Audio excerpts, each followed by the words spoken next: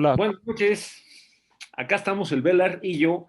eh, Queríamos pelotear, discutir, conversar sobre un montón de temas relacionados con un hilo conductor, que es datos en torno a la formación de los pueblos de América actualmente existentes. Este, Veníamos diciendo que la historia habitual, la historia convencional, la historia dominante, suele ser la historia de los estados, o sea, la historia de los gobiernos. Y a los historiadores actuales les interesa, creo, hacer esto porque la historia que cuenta para ellos es la historia de hasta donde llega el presupuesto. Y la que no llega el presupuesto, entonces, por ejemplo, los factores internacionales de la historia, las conexiones entre las distintas regiones, les interesan poco. La diversidad interna de las naciones les interesa poco. Y sobre todo, el hecho de que las naciones no existían hasta hace muy poco, les interesa poco. Este, Sí, aquí lo que llama mucho la atención es que hay las corrientes renovadoras de la historia en el siglo XX, no, o sea, a mediados del siglo XX y desde antes, empezaron a no a contravenir la lógica del siglo XIX, es decir, que eran estas justamente. Seguir el Estado lo era todo, ¿no? Las fuentes del Estado lo eran todo. Y ellos hacen toda una revolución, ¿no? ¿Qué debería estar presente hoy? La pregunta es ¿por qué? Porque la historia que llamaremos oficial, digamos, o la dominante incluso en las academias, no sé si en las academias ahí deberíamos, pero sí en el manejo que se hace por los medios, por el poder, ¿no? Es esta historia. Y esta por las historia, fiestas, ¿no? Por ejemplo, por las fiestas populares incluso, festejan los estados, ¿no? claro, porque se pasaron un siglo, yo que viví esa parte de la creación, como nos vendieron el numerito de la existencia de una sola patria milenaria, que es México, que viene desde antes, ¿no? De antes de la conquista, viene de tiempos inmemoriales, desde el origen de la civilización clásica mesoamericana, hasta el presente, ¿no? Sí, Ininterrumpidamente. la frase básicamente es los españoles nos conquistaron, que tiene dos partes, ¿no? Para eso tenía que haber existido cierta cosa llamada los españoles y teníamos que haber existido nosotros. Es, Y como, todo lo que queremos discutir es que nosotros no venimos, eh, bueno, depende de quiénes seamos nosotros, ¿no? Pero la clase trabajadora que existe en América, las diferentes clases trabajadoras que existen en América tienen muchas más fuentes que esa, tienen sobre todo una tercera fuente muy importante que es eh, los hombres y mujeres que por miles fueron esclavizados e importados de África, y por otra, ni España ni México existían en ese momento, y es lo que queríamos platicar, ¿no? Sobre algunos datos sobre eso. Historiografía, o sea, el modo en que se recuerda la historia, el modo en que se escribe y se recuerda la historia, y en cambio lo que sabemos de la historia misma, ¿no? Y también, por ejemplo, las clases sociales que componían, totalmente diversas y antagónicas entre sí, que componían cada uno de estos personajes colectivos que no tenían nada de homogéneos, ¿no? Eh, la, las relaciones sociales que dominan ahora el mundo se basan pues en la persecución de la ganancia. Entonces yo querría empezar por ahí, ¿no? Decir que para que el método de comprar mano de obra, contratar mano de obra, y comprar cosas que la mano de obra procese y convierta en productos y vender esos productos por un valor mayor al que costó la suma de la mano de obra contratada y la inversión original, es lo que mueve al sistema económico mundial actual, al menos que empezó en el siglo XVI, pero se ha vuelto dominante desde el XIX. para que Perdone, esto pasara. perdone. Ajá. Entonces usted está asociando que dos cosas suceden al mismo tiempo, que es la construcción de un discurso, sí, que nos hace como unidad, aunque evolucione con el tiempo, y la otra, este fenómeno al que usted va a referirse, Sí, y que justo no. tiene el mismo origen, ¿no? Sí, En el aunque tiempo y en todo. curiosamente la historia oficial no habla de este tipo de cosas, sino que dice, ¿no? O sea, sino que dice lo contrario casi, ¿no? Entonces, bueno, decía, para que se pueda este sistema que nos da, le da motor a toda la producción de lo que comemos, lo que vestimos, lo que comemos, necesitó dos cosas que no existieron siempre. Por un lado, gente que tenía suficiente dinero para comprar medios de producción y fuerza de trabajo, o sea, contratar mano de obra en un grado enorme, y por el otro, una población que necesitaba vender su fuerza de trabajo porque no podía vivir de otro modo. Y esas cosas no existían siempre, surgieron en un momento determinado.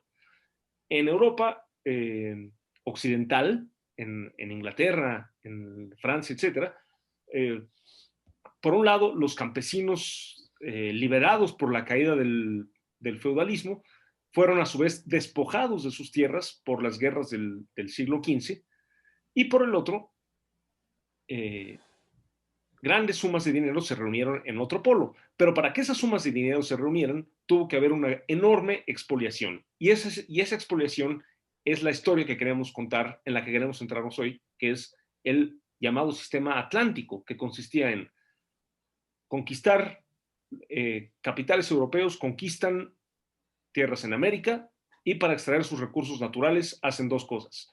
Donde se puede, esclavizan a las poblaciones existentes, donde estas poblaciones no están acostumbradas a vivir esclavizadas, son simplemente exterminadas o expulsadas más y más más y más al oeste, en el caso estadounidense, y suplementadas o reemplazadas por mano de obra esclavizada traída sobre todo de las muy diversas civilizaciones africanas y sobre todo de la costa occidental, de la llamada Costa de Oro africana, ¿no? Y esto ocurrió de manera heterogénea en toda América. En algunos lugares ocurrió desde el principio mismo, y se detuvo para finales para la llegada del siglo XIX ya se había decaído, y en otros lugares empezaba precisamente eh, a finales del siglo XVIII, principios del siglo XIX, y en esos lugares se dio bajo el signo ya del capitalismo directamente, ¿no? Ya como inversiones de capital. Entonces, si bien llegaron cantidades enormes, personas por miles de personas esclavizadas a lo que hoy a lo que hoy es México, a lo que entonces era la Nueva España, llegaron antes, llegaron en los siglos XVI y XVII, mientras que a Estados Unidos, a Brasil, a Cuba, llegaron en el siglo XIX por miles. Y además llegaron a sociedades que eran diversas, que eran distintas entre sí, debido, entre otras cosas, al tipo de población que los europeos encontraron en cada una, ¿no? Estados Unidos, las islas antillanas, incluida Cuba, incluido Haití, y Brasil, tenían en común que estaban pobladas de gente que vivía bien, feliz, sabiamente, sin estar sometida a grandes civilizaciones, grandes imperios sedentarios. Vivía en relativo nomadismo, no siempre, no totalmente, y no estaba acostumbrada al trabajo esclavo. Entonces, cuando llegaron los españoles y trataron de ponerlos o los portugueses, los conquistadores españoles, portugueses o británicos, en cada caso, y los trataron de poner a trabajar, más bien eh, el resultado fue que los exterminaron. Y entonces ahí fueron reemplazados por mano de obra esclavizada de África. Mientras que, y ahí en esas sociedades, los trabajadores blancos, la mayoría de los trabajadores europeos, de ascendencia europea, mantuvieron segregada a la minoría africana. En cambio, en lo que hoy es la Nueva España, digo, en lo que hoy es México, lo que entonces era la Nueva España, o Colombia, Venezuela, Perú, donde también llegaron muchísima gente esclavizada, fue la minoría blanca la que se segregó a sí misma y no le importó dejar que se mezclara la población africana con la población indígena. Entonces se hizo una mezcolanza en donde la parte que se mantuvo aislada del resto fue la minoría blanca, a diferencia de lo que ocurrió en Cuba, en Brasil, en Estados Unidos, donde a la parte que se mantuvo segregada por la fuerza de la mayoría blanca fue la minoría negra. Y entonces eso dio lugar a sociedades muy distintas en la cuestión, en la llamada cuestión negra, ¿no? Que es la cuestión de cómo tratar o qué lugar ocupan los descendientes de los esclavos, básicamente, ¿no? No es una cuestión racial en el sentido biológico del término, cosa que no existe en el Homo sapiens, pero es una cuestión social, histórica, que tiene que ver con cómo se mantuvieron separados, si se mantuvieron separados y de quién se mantuvieron separados los descendientes de los esclavos. Sí, aquí, bueno, primero, lo obvio, ¿no? Es cierto, a donde se llega en números masivos es a los territorios, a ciertos territorios, ¿no? Es decir, a Estados Unidos, a Brasil, ¿no? Y a las Antillas, ¿sí? Eh, en otras partes, sin embargo, la influencia negra es en general, en el Caribe todo es muy, ¿no? Sea antillano, no, porque hay partes del Caribe que no son isleños. Sí, y ahí y en países como el hoy llamado México, los tenemos en pequeños números en ambas costas, digo, por la buena razón de que la densidad poblacional y el desarrollo de la fuerza de trabajo, llamamos mano de obra por un momento, porque no sé si puede llamarse en su tiempo. Es decir, había aquí una especialización del trabajo que permitió que no se necesitara traer más que para algunas cosas.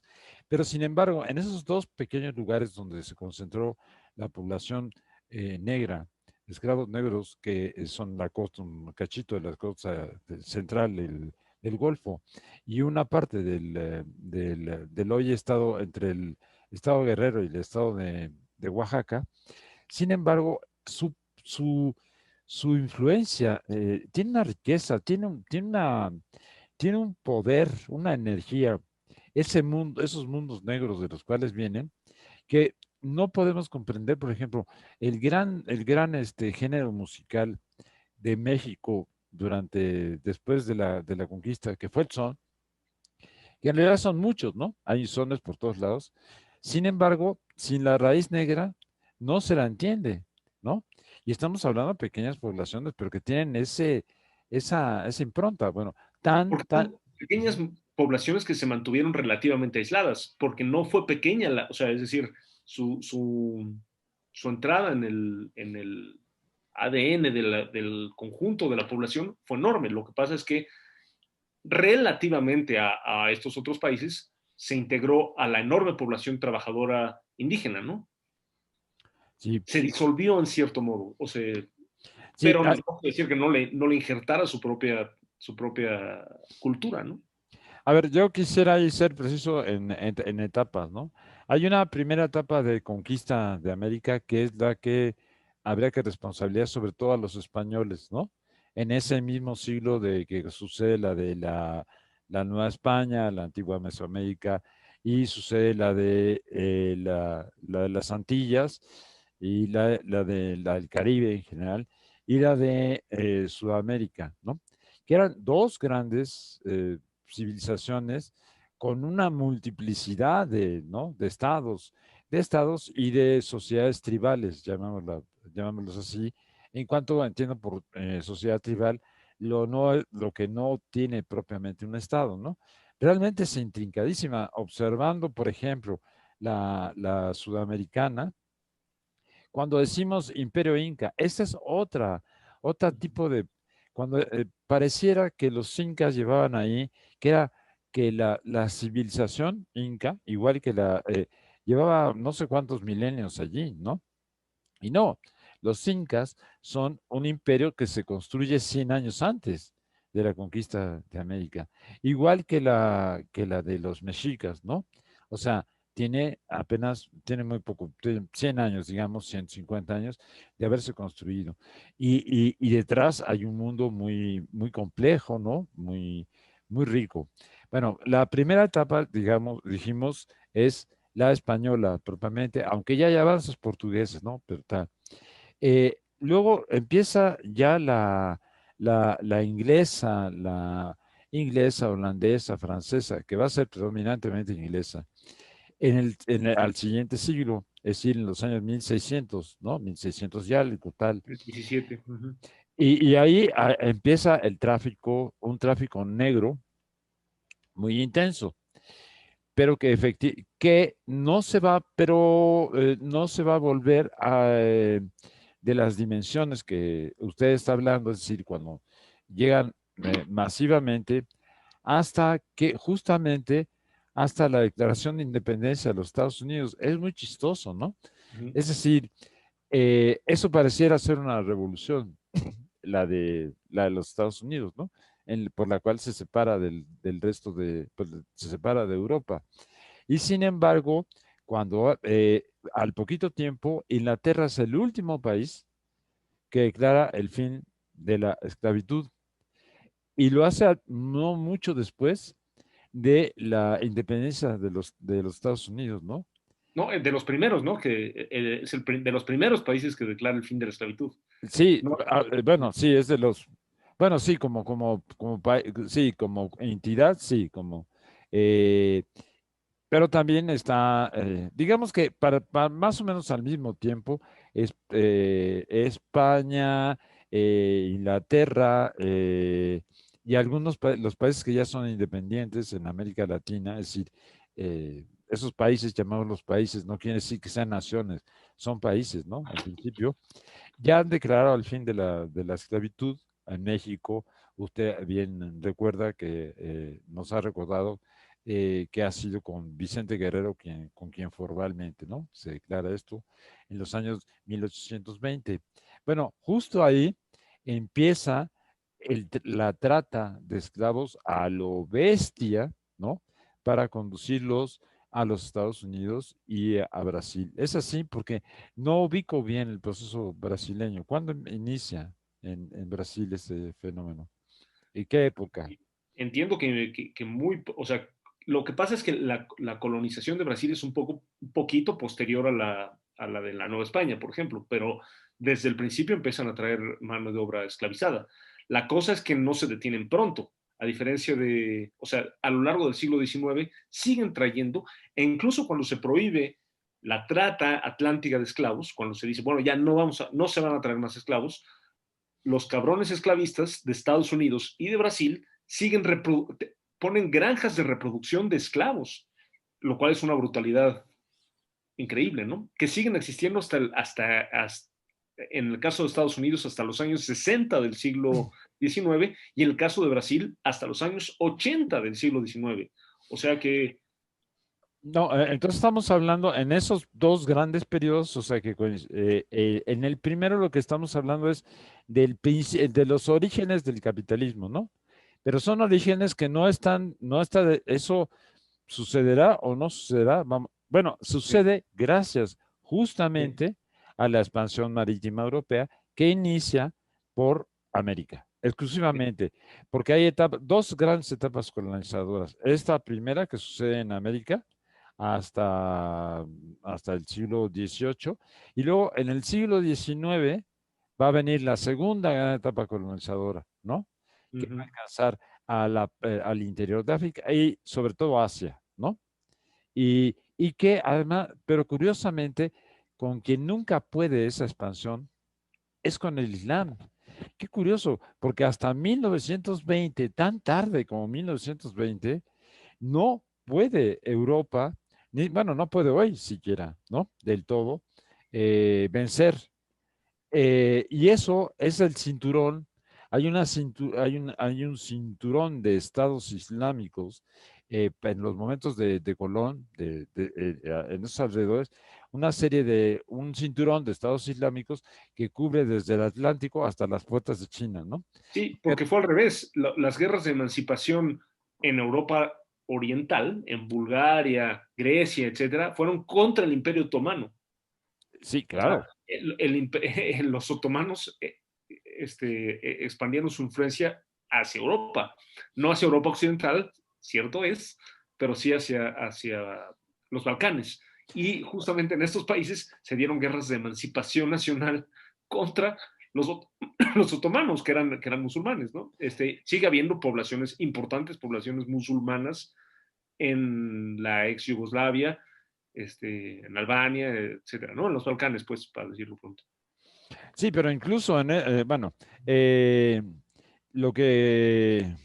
Pero la caída del Imperio Otomano, en la Primera Guerra Mundial, deja entrar a los ingleses, sobre todo a los ingleses, a Siria, Irak, y de hecho los países llamados, los estados actualmente existentes, surgieron de cuando los ingleses organizaron de manera artificiosa, un poco para mantener, o sea, deliberadamente artificiosa, para mantener en la relativa inestabilidad de esa región, ¿no? Por ejemplo, los kurdos nunca tuvieron país propio, hasta la fecha no tienen un país propio, que son una nación antigua y desarrollada, ¿no? Claro, a lo que iba es que les tomó 400 años vencer a su enemigo más inmediato, a Europa, a la Europa, y ahora la Europa que llamemos, a mí me gusta llamarla más que occidental, centro occidental, porque juega un papel muy importante las ciudades de lo que fue el antiguo imperio, los restos del antiguo imperio germánico, ¿no? De Carlos. Pero imagine, o sea, esta Europa centro-occidental, eh, mm, tarda, no puede, lo que busca la conquista, lo que busca la expansión marítima europea es China, ¿no? Volvemos sobre lo mismo, porque China es el esplendor comercial, ¿no? Pero y cultural. Y entonces, pero no pueden, los comerciantes de la Europa centro-occidental no pueden tener acceso a ella porque hay un cinturón de estados islámicos que no se lo permite. Y entonces por eso le buscan, ¿no?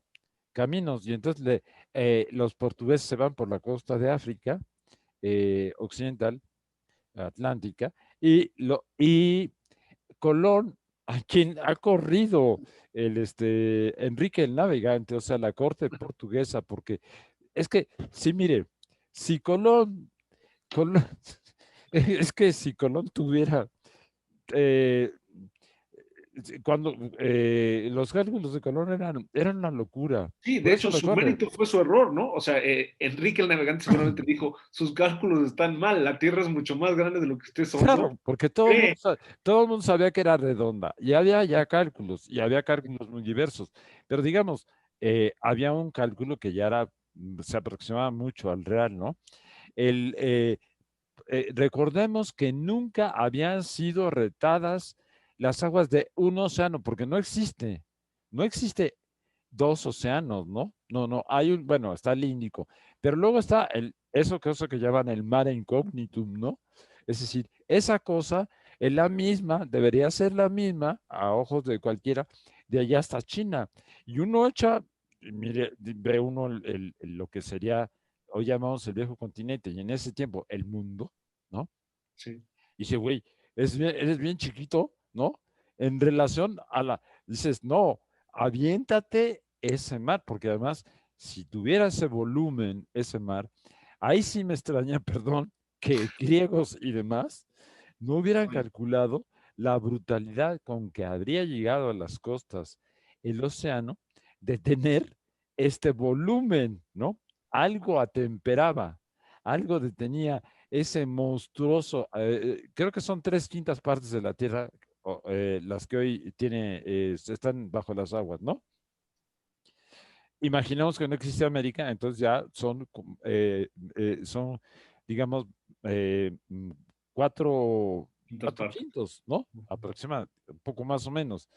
Esos 4/5 sobre un cachito así lo hubieran, bueno, en todo caso, hacer el viaje, era absolutamente inconcebible, pues, o sea, iba a durar quién sabe cuánto tiempo, no había naves que fueran capaces de llevar los sustentos suficientes para que y aquí la providencia, ¿no? Entonces aquí hay el mito, Colón, ¿no? Colón el preclaro, no, Colón el desorientado, Sí. ¿no? Que agarra, que bueno, que tiene los pantalones de echarse de todas maneras, ¿no? Hacer a una locura tan absoluta. Bueno, nada más aclaraba eso. Pero sí, y establecer esto de las etapas, ¿no? Esta, pero esta primera etapa en la que entra en ese momento, eh, bien dice usted, no solo es la conquista de América, ya es la conquista del occidente de África, ¿no? Porque de ahí va a venir la población negra, que no va a ser en los números de la de después, ¿no? En la segunda etapa de la colonización, cuando la cosa se pone brutal, pero que es fundamental. Sin los esclavos negros de esa primera etapa, de esa larga primera etapa que cubre de Colón al siglo XIX, al inicio de la nueva colonización, cuando el capitalismo ya existe. Y nosotros lo que vemos allí en los momentos de Colón y compañía son los orígenes, ¿no? O sea, los orígenes, elementos que señalan hacia una sociedad que puede ser como la sociedad capitalista, pero nada más, los fermentos. ¿Cómo esos fermentos se van a poder desarrollar? Solo y justamente gracias a la conquista de América y a la conquista real, en términos reales, y a la explotación de los hombres y mujeres que esclavizan y que tratan hacia América, que llevan hacia América los europeos, ¿no? Y justamente ahora que dicen los europeos, sí hay que volver lo habíamos comentado antes, pero hay que volver a ese tema. ¿Quiénes son los europeos? O Ujú. sea, a todo esto, ¿quiénes exactamente son esos europeos que conquistan todo eso? Dejando de lado las clases sociales, o sea, ¿cuál clase social? Simplemente qué estructura nacional es la que España no existe en ese momento, ¿no? Es el reino de Castilla y el reino de Aragón. Y de hecho, rápidamente con la muerte de estos señores, de esta primera pareja, rápidamente hereda el changarro el rey Carlos I de España, pero quinto del Sacro Imperio eh, Romano Germano. O sea, son estados no son estados nacionales, son estados heredados de estructuras medievales que no tienen nada en común con la nación. Eh, Bueno, no han era, sentado las bases, sí han sí, sentado las bases, sí. han sentado las bases, ¿no? Para empezar O a sea, crear los van naciendo estados. las naciones, pero los Sí, estados aún no son nacionales no, y las exacto. monarquías menos. Las monarquías yo diría que hasta la fecha no son nacionales. O sea, si uno le hubiera preguntado a Carlos V, ¿usted de dónde es? Hubiera dicho, pues, ¿cómo? O sea, ¿qué se refiere? Europa, ¿no? De O sea, Europa, sí, de la Europa centro-occidental, ¿no? sí, pero Necesitamos. hubiera dicho, yo soy emperador del imperio, del Sacro Imperio Ese Romano Imperio Germano, Romano, claro.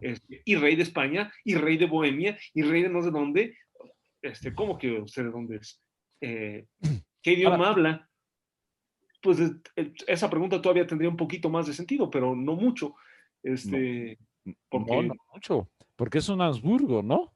es Hasta un donde sé. Habsburgo. ¿Usted de dónde es? Habsburgo, hubiera dicho. Que por cierto, hay un lugar llamado Habsburgo, que los Habsburgo habían perdido, o sea, perdieron eventualmente y no tenían nada ya que ver con ese lugar llamado Habsburgo, ¿no? Pero bueno, lo que quería enfatizar sobre todo es que eso que llamamos España no existía ciertamente, ¿no? España no existía. No, y mucho menos Italia, y mucho menos Alemania. ¿Cuándo se forma Italia? Recuérdenos.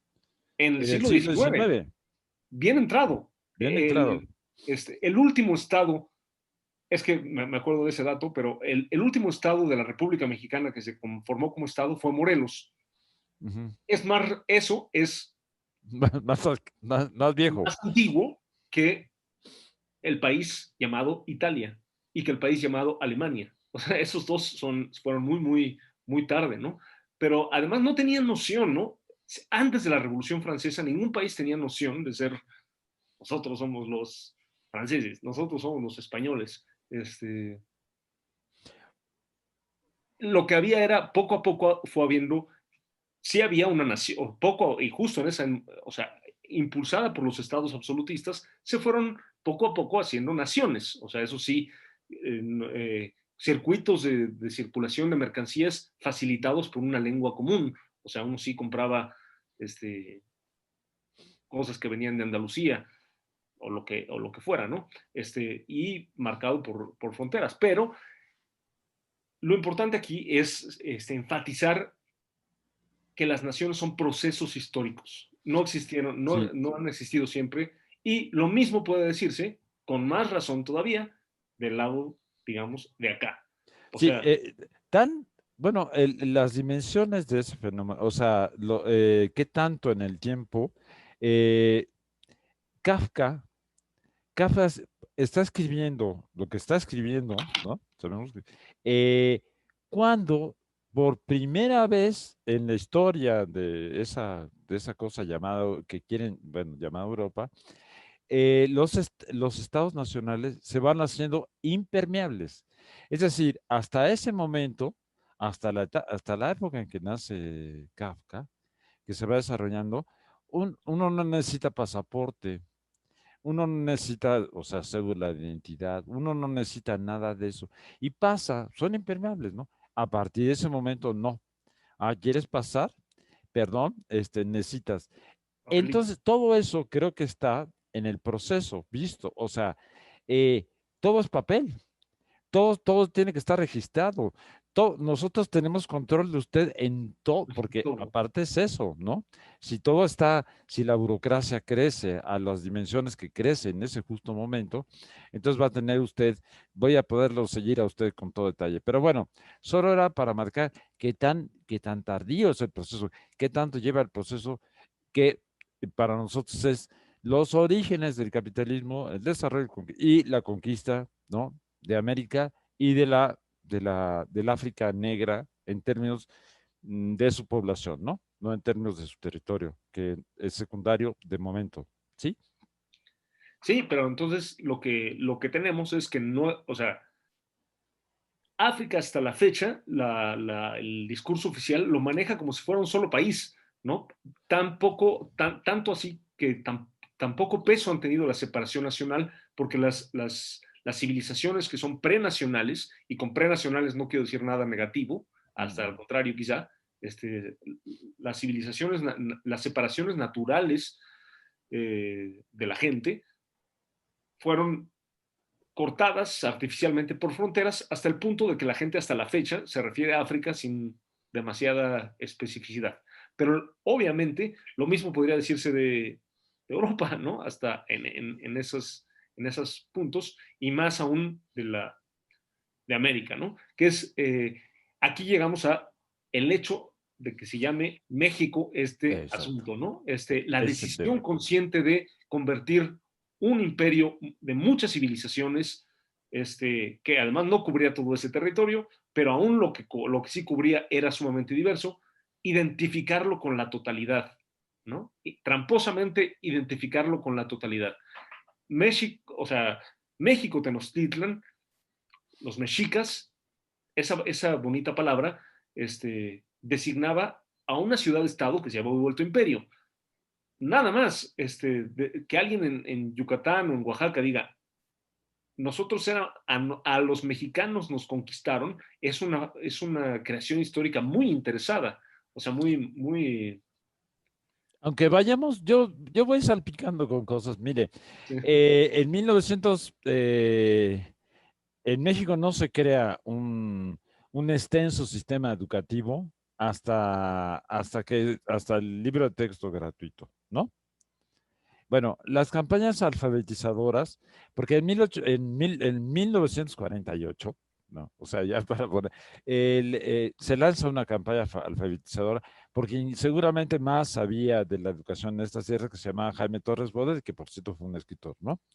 Y cuando le preguntan, pero ¿por qué campaña alfabetizadora? Y no, ya la hacemos todo un sistema escolarizado para todo el mundo, dice, porque no nos da, ya sé números, cuentas, dice, no nos da. Bueno, en esa campaña alfabetizadora de dimensiones mayúsculas que se inicia entonces, hay un glosario para los que van a capacitar, no para los capacitados, o sea, no para quienes van a alfabetizar, sino para los alfabetizadores, hay un glosario de términos, ¿no? Porque el país es tan diverso que necesitan saber identificar, homogeneizar una lengua. ¿Sabe cuál es una de las palabras que está en ese glosario de términos? Porque no es de uso universal en el país. Azteca. Está Azteca. cabroncísimo, ¿no? Porque obviamente en Guerrero, por ejemplo, que usted y yo un poco conocemos, digamos, los mixtecos les llamaban a los aztecas, desde antes de la conquista, les llamaban de una manera, ¿no?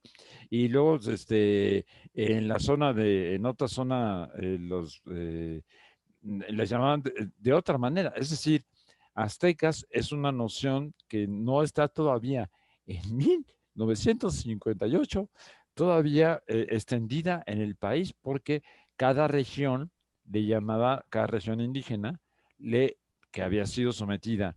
Y por cierto, aquí ya entonces como que hagamos un poco ahí el desorden. Cuando hay un historiador que se pregunta sobre la conquista de México, sobre la conquista de lo llamado México, bueno, de Mesoamérica, ¿no? Eh, ¿Es conquista o rebelión de pueblos sometidos, ¿no? Porque lo que vemos allí son, hay en el mejor momento hay 1900, creo que recordar, 1900 soldados, digamos, guerreros, lo que usted quiera llamarle, ¿no? Porque son soldados, pero no están pagados por por la corona española, ¿no? 1900, los que vienen con Cortés, son 1900 van a poder, hay cálculos de que en lo que sería Mesoamérica, claro, son cálculos, nunca se pueden establecer con toda presión, pero tienen una buena base, que eran los diezmos pagados a la iglesia. O sea, y los diezmos pagados a la iglesia es una cosa muy seria. Déjeme decirle, Claro. bueno, y hay cálculos de una historia, una corriente de historiadores estadounidenses que dicen que esto tenía, que el actual, lo que era Mesoamérica, no, ni siquiera Mesoamérica, lo que sería luego el centro, el Imperio Azteca, el equivalente, ¿no? Aproximadamente, y su Allende Maya, tenían entre 25 y 30 millones de habitantes. Ese era el mismo número de lo que llamaban la Europa feliz, los que hablan es decir, la Europa que le iba bien, ¿no? Inglaterra, esa parte que del imperio austrohúngaro, digo, La gente que del es, imperio carolingio, tal, eran equivalentes, es decir, encontramos en un espacio equivalente una población equivalente. Y en la historia del mundo, hasta no hace mucho, ¿cómo se medía una sociedad? Por el número de su población, porque no había más rico en una sociedad, no había ningún producto más rico que el ser humano, ¿no? Y bueno, estaban en esos niveles para que calculemos, porque aquí vea el nivel de trampas. Mire, yo estaba conociendo de eso. pero no se aleje de la idea de que la pregunta de que si no fue también una rebelión. No, no, no. Sí. Sí, justamente. No, no, no es lo que dices. Y es una rebelión de pueblos sometidos, sí. Es cierto, lo que hay aquí, lo que llamamos la mexicanidad ahora, o sea, una preocupación por una reivindicación del pasado prehispánico que me parece muy justa, pero que me parece que es demasiado visceral y que, como todo mito, ¿no? Tiende a olvidar cosas. Por ejemplo, a pretender que era idílico todo antes de la conquista, ¿no? Bueno, pues no era así, ¿no? Había también lucha de clases también. Eh, el, el imperio, pero ciertamente las nociones de imperio tienen razón quienes ven desde esa perspectiva y dicen, no, es que cuando hablan del imperio mexicano no están hablando como el imperio, digamos, inglés o en fin, ¿no? Las nociones de imperio son distintas. Y es cierto, es decir, Aquí no parece haberse impuesto un tipo de imperio como los más brutales, ¿no? De europeos o del viejo mundo. Pero aún así es un imperio. Son pueblos sometidos que tienen que pagar impuestos, ¿no? ¿Y por qué se puede tomar la Ciudad de México, por ejemplo? Se puede tomar porque están no solo los tlaxcaltecas, o sea, vienen apoyados primero logísticamente por totonacas, ¿no? Desde la costa. Luego se suman los tlaxcaltecas y luego todas las poblaciones de alrededor de la Ciudad de México se le suman. Y entonces con eso puede tomar los 1500, eran 1500, ¿no? De Cortés, pueden tomar una ciudad que los cálculos son de 150, 200,000 habitantes. Pues, ¿cómo, no? Que Ah, en realidad yo diría que lo que sería más justo llamarle conquista a lo que hicieron los descendientes de Cortés. O sea, no Cortés y sus 1900 soldados, sino sus descendientes. O sea, la llamada conquista ocurrió a lo largo de siglos, o sea, no ocurrió hasta hasta 1521, sino que empezó en 1521. O sea, ah, ¿no? La homogeneización, y fue la Nueva España la que conquistó, no fue España la que conquistó a la Gran Tenochtitlan, fue la Nueva España, cuya capital era la Ciudad de México, la que conquistó a todas las demás sí, civilizaciones.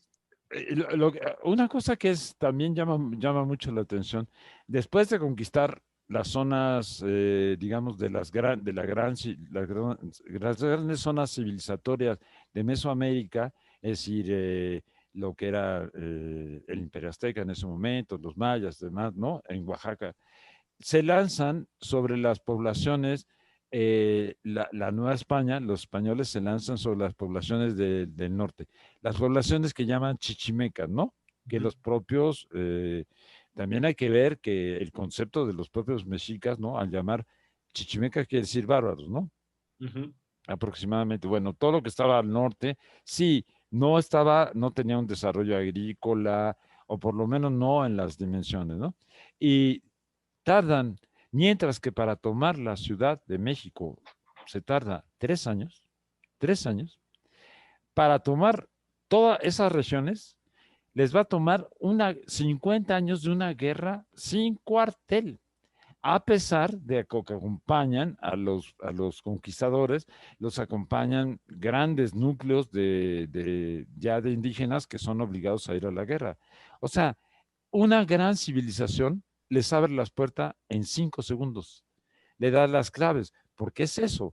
Porque, mientras que civilizaciones, pueblos mucho menos desarrollados en ese sentido, nada más en ese sentido, ¿no?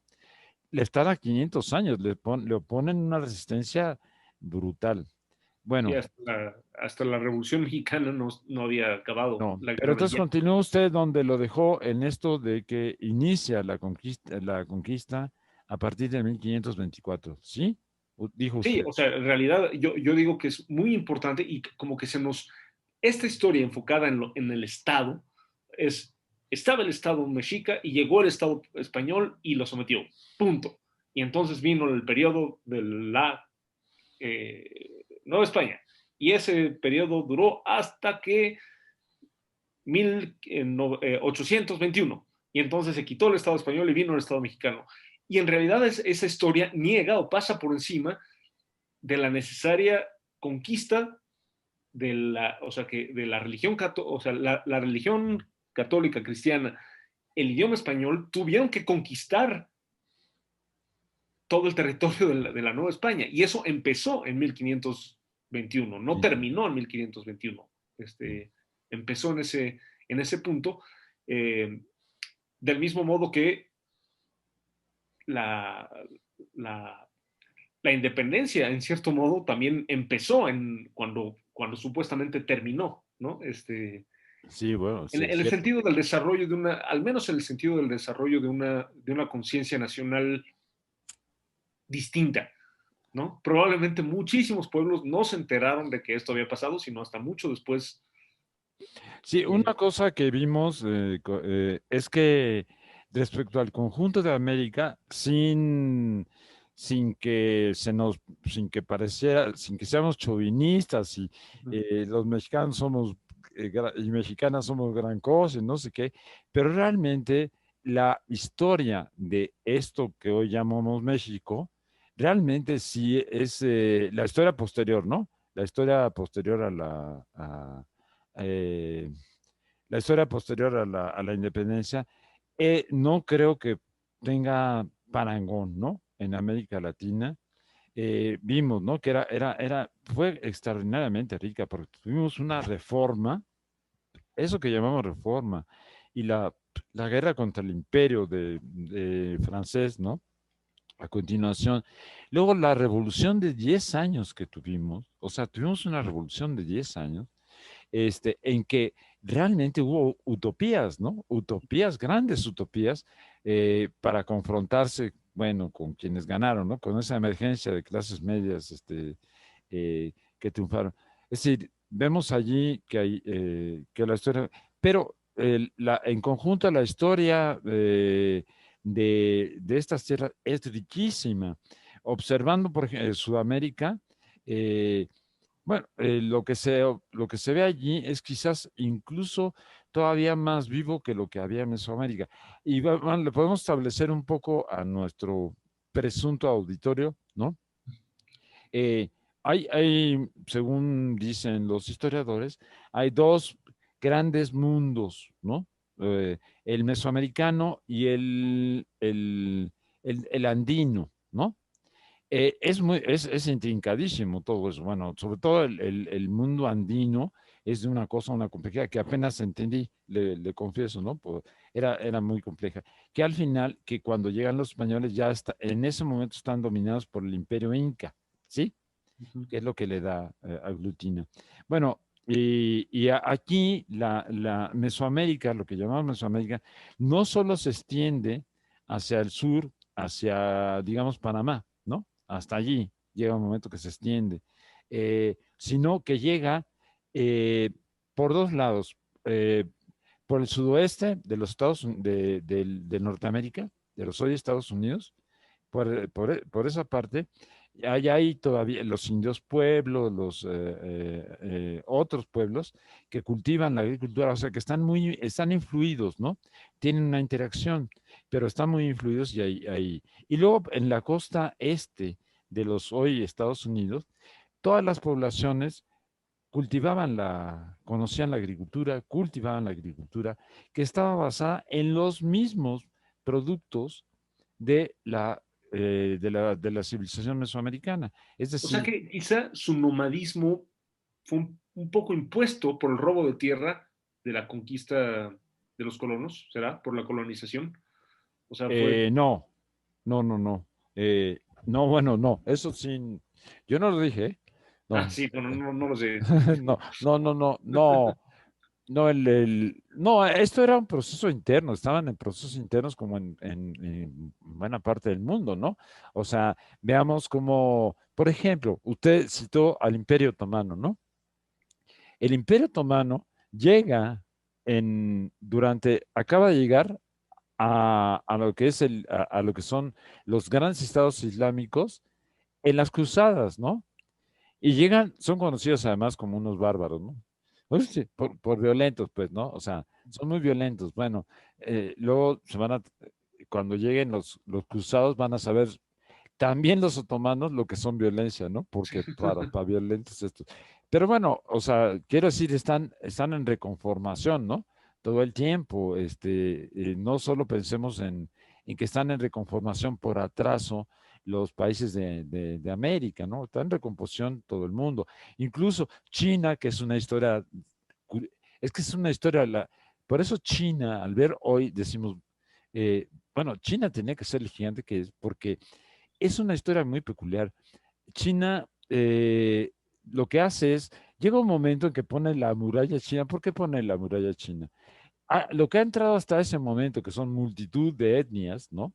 A ese lugar, a esa zona, se concretan, se concretizan, se sintetizan en en lo que conocemos como China y chinos, ¿no? Pero es una variedad. Y es un estado el chino, que es el único en el mundo que no mira para afuera. Por eso pone la muralla y dice, ya estoy hasta el gorro, ¿no? Y entonces, bueno, y no mira hacia afuera. Pero, se vuelve tan rico, que entonces volvemos sobre los orígenes, perdone que usted que lo retraiga a los orígenes otra vez, es lo que buscan, ¿no? Los conquistadores, la expansión marítima europea, lo que busca es China, ¿no? Esa sociedad espléndida que tiene de todo y compra de todo, ¿no? Y cuya ruta comercial, llamada Ruta de la Seda, es la que jalona todo el comercio del viejo mundo, ¿no? Y los europeos no tienen, los europeos centro-occidentales ya eh, no tienen oportunidad, ¿no? No tienen manera de acceder a ese comercio. Y entonces por eso se lanzan a esta loca, bueno, a la aventura la aventura sensata, que es por las costas de África, ¿no? Porque el océano es una cosa terrible. Por ahí nos vamos, ¿no? Vamos costeando. Y cuando llega Colón y le dice al señor Enrique el navegante, aquí está mi plan, y le dice, estás paqueteate, vas a retirarte, amigo. Porque es cierto, o sea, ya vimos, no hemos hablado de ese tema, no lo volvimos a repetir, ¿verdad? Bueno, el Creo caso que es sí, que, creo que sí. bueno, entonces, eh, yo ya paro, aquí estamos saltando, ahora le toca a usted. Luego tendremos que revisar esto a ver si es coherente, ¿no? O no es. Sí, que Continúe bueno, usted. yo en realidad mi definición de nación es algo que tiene que ver con la circulación de mercancías. No existe independientemente de la circulación de mercancías. No es la organización necesaria del ser humano. O sea, la, una pequeñísima parte de la historia de la humanidad se ha dividido en naciones y a su vez la nación eh, muy tardíamente en Europa en el 48, en la revolución de 1848, pudo darle un estado a cada nación, y ni siquiera pudo, intentó darle un estado a cada nación. Este, y sin embargo se nos hace ver como algo eterno, esencial, ¿no? A cada quien. Sí es perfectamente justo que una nación, tal como ha sido producido históricamente, aspire a autodeterminarse, ¿no? Es totalmente válido, ¿no? Y es una lucha progresista porque el, el intercambio mercantil sí ha producido estas cosas llamadas naciones. La cosa es que hay que entender que no son dichos eternos, sino que son cosas fluidas que se crearon en algún momento de la historia y en algún momento de la historia desaparecerán también, afortunadamente. Pero creo que la historia, al hacernos una historia estatal, nos quiere proyectar hacia atrás las naciones existentes, que ha sido un poco la moraleja de hoy, como si no hubiera habido contradicciones internas, etcétera, y como si no hubiera habido formación. No todas las civilizaciones son nacionales, No, no, me no, no. parece. Incluso llamar a las civilizaciones mesoamericanas naciones, No, no, no, no, no. a mí me parece que es No, no, no. aplicarles una cosa que aplica a otro tipo de formaciones capitalistas, o por lo Sí, menos semicapitalistas, que no. estableció usted ya más o menos la época, o sea, digamos, y para referenciar luego, para que nos podamos referenciar nosotros, decimos el nacimiento del mundo moderno alrededor de ese tiempo, ¿no? Que se están formando la expansión marítima europea, la creación de los estados nacionales, ¿no? Todo esto y va evolucionando, incluso porque, y como usted bien dice, las naciones en Europa no terminan por definirse ni a mediados del siglo XIX algunas, ¿no? Este, eh, allí el tema, a ver, perdón, continúe usted porque yo el tema ya se me fue. Sí, más bien lo que pasó en el 48, del 1848, es que ya existían las naciones, pero no se había puesto al día la división estatal. O sea, ya existía Italia, pero no existía el Estado italiano. Ya existía Ujú. Alemania, pero no existía el Estado alemán. Ya existía Hungría, pero mandaba en Hungría el imperio austro-húngaro. llamado a partir de entonces como concesión a los húngaros, llamado solo a partir de entonces Imperio Austrohúngaro, porque lo que había hasta entonces era el Imperio Austriaco. Y se llamaba Imperio Austriaco solo hasta que Napoleón los humilló y les obligó a quitarle lo de Sacro Imperio Romano Germano, porque hasta o sea, de Carlomagno al pinche Napoleón, o sea, siglos y siglos y siglos y siglos se llamó esa cosa que no tiene nada que ver con ninguna nación existente, Sacro Imperio Romano Germano. No abarcaba la ciudad de Roma y se llamaba romano. O sea, es una cosa, la historia estatal no tiene que ver con la historia nacional. La historia nacional no necesariamente es la historia de las sociedades. No. Y lo que a mí me llama la atención, que cuando se estudia la Revolución Francesa, en las guerras, las primeras guerras que hacían los revolucionarios franceses, gritaban viva la nación, no gritaban viva Francia, gritaban viva la nación, porque ellos eran el único estado que respondía a la nación, o sea, donde la nación era soberana. ¿Y contra quién luchaban? Contra el ducado de no sé qué, cuyo duque no había nacido ahí, contra el principado de no sé qué, contra el electorado de Maguncia y Treveris, contra los Países Bajos, o sea, Bélgica, llamada entonces Países Bajos Austriacos. Austria no colinda, ni siquiera colinda con Bélgica, pero tenía ocupada esa. Entonces, es relativamente reciente las formaciones nacionales. Sí, También otros prejuicios, también no, otros prejuicios como el racismo, ¿no? Creemos que el racismo está tan arraigado en ciertas sociedades que creemos que era eterno. Y no, al menos tal como existe ahora, también fue un producto del capitalismo, ¿no? Por lo menos el racismo, por ejemplo, antinegro estadounidense, es chistoso que la justificación de la esclavización de los africanos originalmente era religiosa. O sea, estos son salvajes porque no son cristianos. Asociar ese derecho a ser, la posibilidad de esclavizar a un ser humano a algo biológico es del siglo XVIII y XIX. O sea, es muy, muy reciente, ¿no? Muy y otra, buenas. otra cosa que quería decir a usted, porque sí de pronto me preocupa, el sentido de nación. A ver, ¿cuál es el problema con el cual ¿por qué, por qué hay Primera y Segunda Guerra Mundial? ¿No? Porque son estados-naciones imperiales que se confrontan entre sí, ¿no?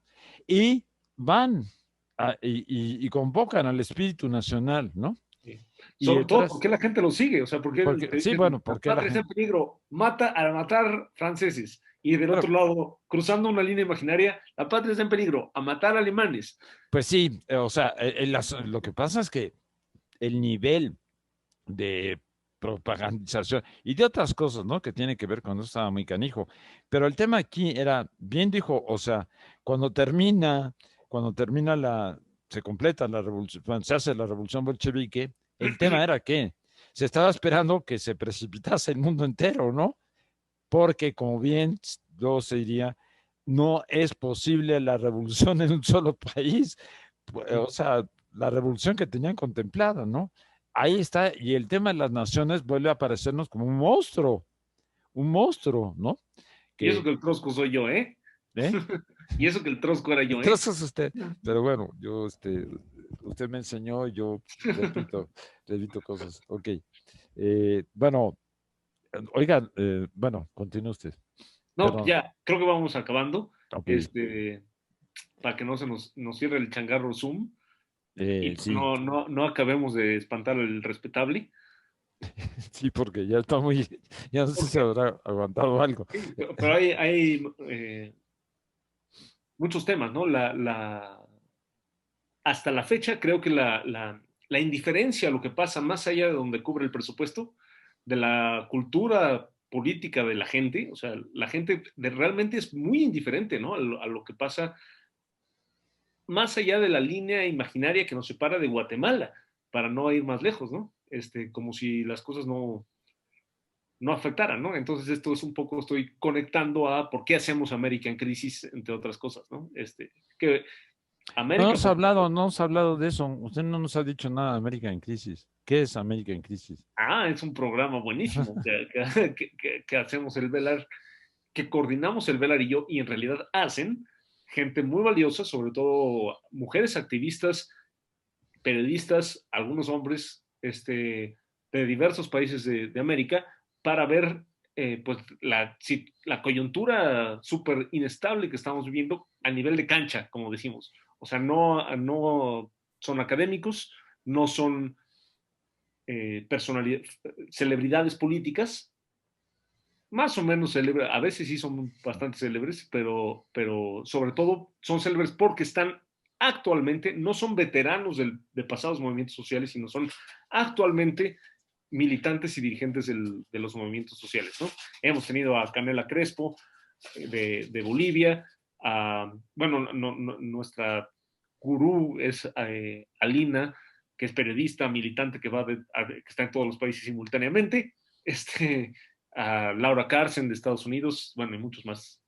Mm, Nuestro compa y cómplice chileno-mexicano, el Sebas, y muchos más. sí, y sobre todo mujeres, bueno, ya hablaremos de este tema, ¿no? Del papel de las mujeres y de los movimientos de mujeres y los movimientos indígenas, ¿no? En algún momento. Bueno, entonces terminamos aquí, no para que el Zoom nos corte, sino para cortarnos a nosotros mismos como un auto de autocensura y sensatez, ¿no? Sobre todo de mi parte. Bueno, ok, Oye, sale. chao.